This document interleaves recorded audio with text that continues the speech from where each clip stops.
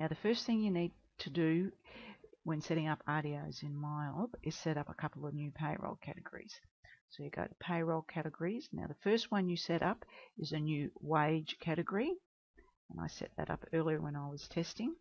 You call it RDO paid, put your dot in there. You don't have to worry about exemptions, and select OK. The next one you set up is an entitlement, so new. Again, I set this one up earlier. Now put 5% here, tick print on pay advice, tick carry remain entitlement over, link it to that wage category we set up just before, RDO paid, and in exempt, make sure you tick overtime 1.5 and overtime double time, because you don't want to be accruing an RDO on your overtime. It's only on your base 38 hours. Okay, so once that's done, you then go to your cards list and to your employee. Now I set this one up earlier, Spunky Meat. Go into payroll details and wages. Make sure you've got 38 there. And here, of course, you would tick the extra new wage category of RDO paid. And entitlements, you would tick the new RDO accrued hourly employees for that employee. Now, let's do some wages so you can see how it works. Let's go to payroll process, and we'll just process it for Spunky Meat. And we'll go back 5 weeks here. So we'll do 5 weeks of pays.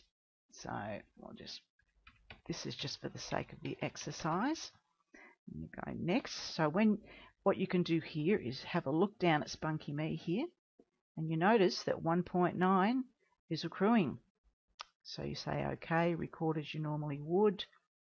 OK, you can print your paycheck if you want, but what I'm going to do is I'm going to process all up 4 pays, and then I'm going to pay that RDO. So I've done 4 weeks of holidays of wages, and as you can see, it's all accruing nicely there. Now I'm going to pay that RDO, so I'm going to pay it in this week's. So when you pay it, make sure that you change that to 30.4 and that to 7.6.